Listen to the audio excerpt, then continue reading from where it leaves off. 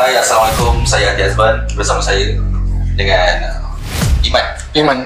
Okey, so hari ni saya nak interview dia macam mana kehidupan seharian dia dan macam mana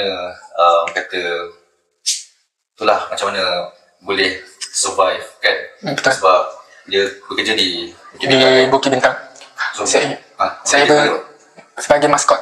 Maskot. So kata dia pakai baju tu semua kan, maskot tu kan panas kan. So kita ni kerja macam dekat dalam aircon semua kan. So kita rasa macam kesian. So nak tanya sikit, asal mana? Saya asal Sabah. Asal Sabah. Bila datang KL? Saya ceritanya asal usul saya dibesarkan dengan pusat kebajikan masyarakat lah. Lepas saya bebas daripada pusat kebajikan masyarakat tu, saya merantau pergi ke KL. Lepas pergi ke KL, duduk di KL, saya bergaul dengan budak pangkas di Bukit Bintang lah. Lepas saya bergaul tu, saya pergi merantau ke JB pula.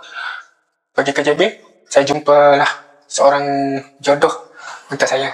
Oh, tu isteri? Ya. Oh, macam mana boleh bercinta semua? Saya sebelum tu, isteri yang saya jumpa ni, walaupun dia family-nya susah, saya terima seadanya. Dia tak ada cantik mana pun, saya terima apa yang seadanya. Faham.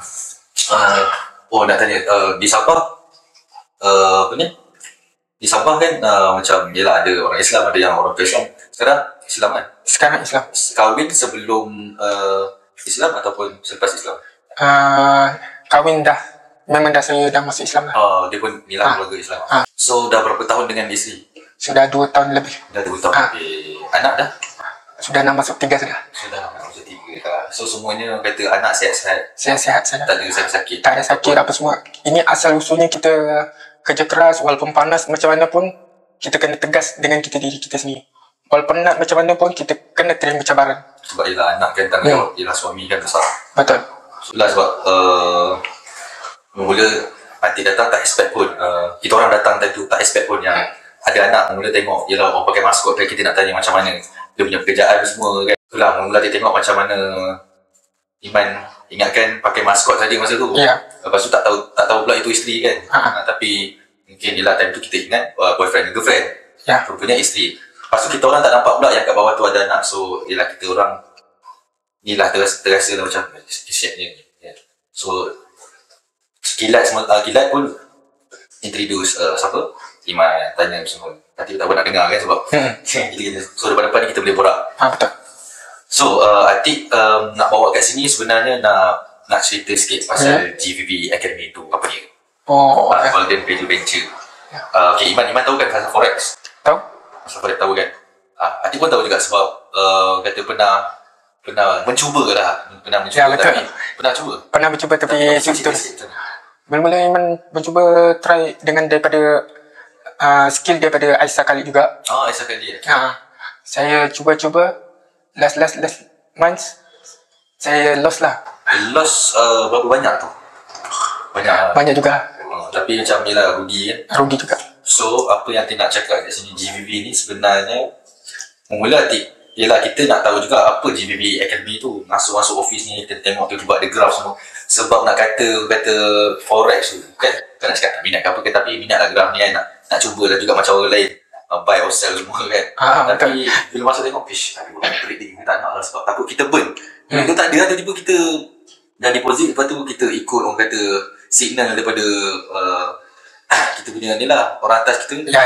Ada yang betul, kadang-kadang ada yang salah, tapi sebenarnya kita kena kata ada knowledge macam mana kita nak trade sendiri. Sebenarnya ada knowledge nak trade sendiri senang. Kalau kita just ikut orang saja, tak boleh, nanti kita salahkan IB. Kita kena ada knowledge diri kita sendiri. Kita tak boleh ikut atas orang. Kita macam mana ibarat kita buat skill kita sendiri. Sebab skill kita sendiri, mana kita tahu, cuba buat. Sebab kalau kita nak mengharapkan orang tu, kita tak tahu bila kita, contohlah kita Atik boleh soal Atik ni cakap dengan Iman ni, sampai bila kita hidup? Kita tak hidup sampai bila kita.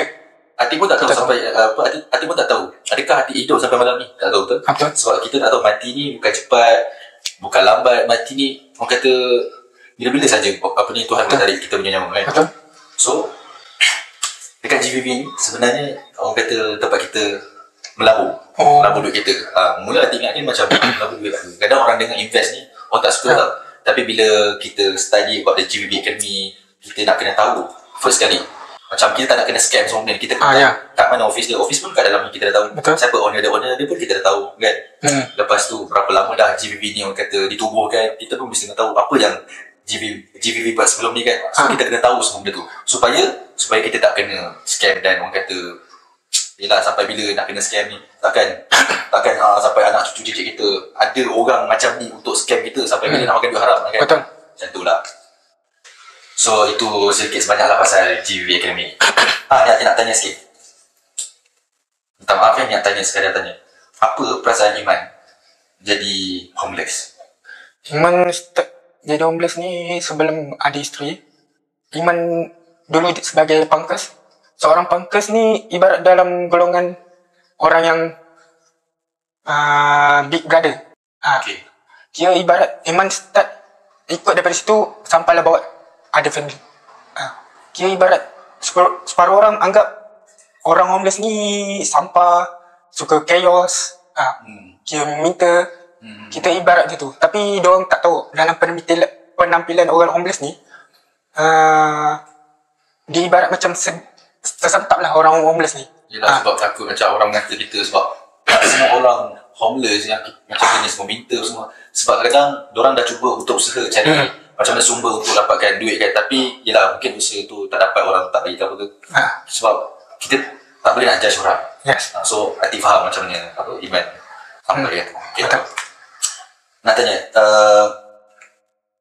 Iman ada tak rasa macam stres dengan anak-anak? Yelah, anak-anak pun kecil. Lepas tu Iman pun macam nak jaga anak ni, orang kata aduh, tanggungjawab susah ni. Kadang-kadang susu tak cukup semua. Macam mana aku nak cari duit ni, celah mana aku nak cari duit ni. So ada rasa macam stres tak? Bagi Iman tak ada stres tu, tak ada. Dia ibarat cuma nak dengan diri Iman sekarang ni, dengan keadaan Iman rasa happy jugalah. Walaupun susah macam mana pun happy je. Kita ni kalau stres pun tak boleh juga. Kalau kita stres, terlampau stres, kita akan takut kita buat benda yang tak tentu arah kepada family. Faham. Walaupun kita dalam keadaan susah. Betul, sebab ialah kalau kita terlampau stres dan tertekan ke apa, kita pun tak tahu macam mana kita ke hadapan. Maksudnya, adakah contoh maaf kan, adakah kita ambil dadah ke, kita buat kerja keji macam rompak apa semua kan. So yelah, sebab nak jadi seorang bapa ni, tanggungjawab dia orang kata memang susah. Tapi apa yang Atik cakap, Atik nak expectkan Iman lah. Sebab anak pun nak sampai 3 kan. Ya, InsyaAllah Atik ikut inspirasi.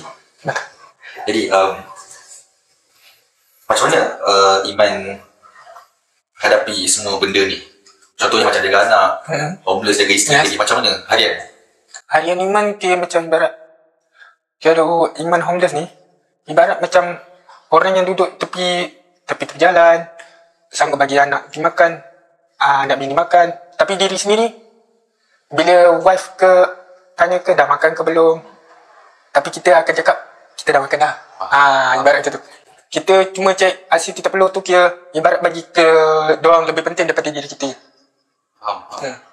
So macam tu lah Iman. Yelah, hadapi hari-hari lah jaga anak tu. Yelah, kita seorang bapa, macam saya cakap tadi, tanggungjawab besar.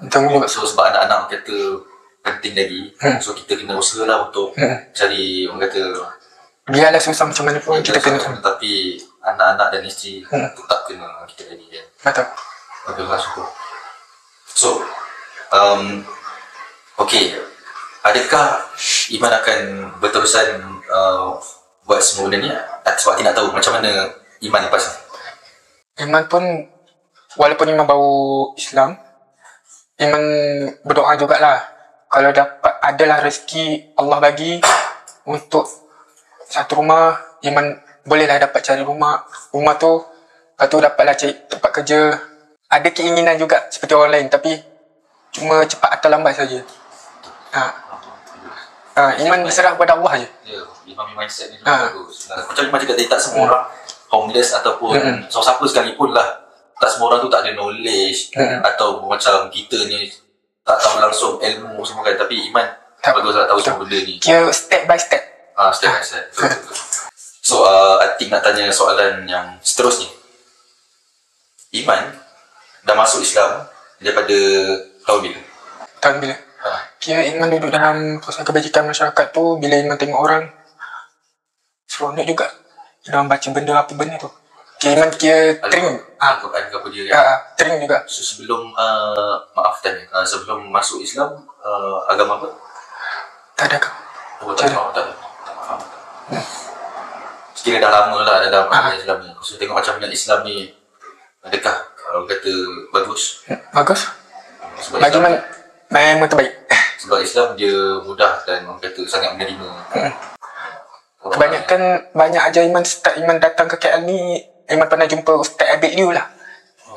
Ustaz Abid Liu banyak mengajar Iman tentang Nabi, tentang kitab. Sebab agama ni banyak sebelum-sebelum ni kisah Nabi atau para Rasul yang sangat kata menderita macam mana dia nak berdakwah dengan keadaan yang orang kata Islam belum betul-betul orang kata kuat. Macam mana? Sebab zaman dulu lagi teruk. Macam mana kafir semua nak bunuh Nabi, tak percaya pada Nabi, semua kata kenapa, gila ke dia, kenapa nak kena ikut dia je ajaran dia, kenapa tak ikut ajaran kita? Okay. Tapi Ustaz Abid Liu pernah terkejut dengan soalan Iman. Iman pernah bertanya kat dia, Ustaz, kenapa banyak orang lebih rela mengejar syurga, tapi Iman lebih rela masuk ke neraka? Walaupun Iman buat baik, tapi Iman tak mengaku pun Iman buat baik pun. Biarlah orang tak nampak kita buat baik, asalkan dalam diam kita ada buat yang sesuatu yang terbaik. Bagus soalan tu. Lepas tu, itulah Iman jawab Ustaz. Iman lebih rela kalau nak dimasukkan ke syurga, lebih rela ke neraka. Sebab kita pun macam kita tak tahu cara kita betul ke tidak kat di dunia ni. Betul. Sebab macam kalau Atik nak cakap pun, Atik kan orang kata banyak pahala semua tak. Betul. Kita bukan Nabi. Betul. Kita bukan Rasul. Sebab kita ni orang kata pendosa. Tapi dalam masa sama, kita cuba ingat jugalah sebab kita ni ada agama kan. So kita kena ingat yang dosa ni bukan susah dapat, senang dapat. Betul. So kita kena ubah untuk menjadi lebih baik sebelum. Betul. Okay. Jadi apa harapan Iman dekat homeless yang dekat luar sana, macam kan ada jumpa semua kan? Apa harapan Iman untuk diorang? Harapan Iman, Dan apa yang Iman harapkan pada diorang lah supaya ada dapat kerja lain ke benda ke tak? harapan Iman, apa yang Iman cakap, apa semua tu, Iman minta agar diorang akan sama seperti Iman juga. Maksudnya? Kira ibarat Iman doakan diorang seperti Iman, jangan mudah putus asa, jangan move on. Apa benda yang kita lalui dengan perjalanan kita terus ke hadapan, jangan pernah mengalah, jangan pernah gone. Kita kalau boleh kita teruskan perjalanan kita, walaupun kita rasa down, kita tak boleh ni, rasa aku dah down ni, macam mana aku nak jaga family aku dengan duduk macam ni, sampai bila aku nak homeless macam ni. Kita boleh ubah cara kita, cuma atau cepat atau lambat. Itu atas diri kita sendiri. Betul. Dengan usaha kita sendiri. Betul. So guys, itulah dia sedikit sebanyak kata cerita perjalanan Iman sebagai seorang homeless. So apa yang Atik boleh cakap dan apa yang Atik boleh pesan pada diri Atik, janganlah kita judge orang. Kan, tengok orang tu ni tak ada kerja ni, malas ni kerja ni, tu yang ada kerja tu, tak boleh macam tu guys. Kita tak tahu dia siapa, mana tahu dia anak menteri ke yang kata tiba-tiba saja lakon ke apa kan, mana kita tahu kan. So tak apalah. So apa yang korang dengar daripada apa yang Iman cakap ni, ambil pengajaran lah. Jangan kita teruskan perangai buruk kita. Macam contoh kita ni rasa macam diri kita ni macam tinggi, aku artis ke apa dia kan. Jangan rasa macam tu, sebab Tuhan yang bagi dia. Kita ni kat dunia ni tak ada apa pun. Setakat pangkat kata sultan ke apa dia. Hati sendiri ada nama raja, tapi hati tak rasa yang diri hati tinggi. Cuma kita kena ubah diri kita lah. Dia untuk melihat yang Allah ni sayang pada kita. Kita kena ubah dia. So terima kasih Iman. Minta maaf kalau ada pertanyaan yang buatkan Iman terguris hati. Tak apa. Hati pun minta maaf sebab hati pun ni dah tak bagus mana pun kita macam tiba-tiba nak tanya apa bagus sangat tak. Hati pada salah sikit. So itu saja daripada saya, Atik Azman dan Iman. Terima kasih. Jom kita cakap ni.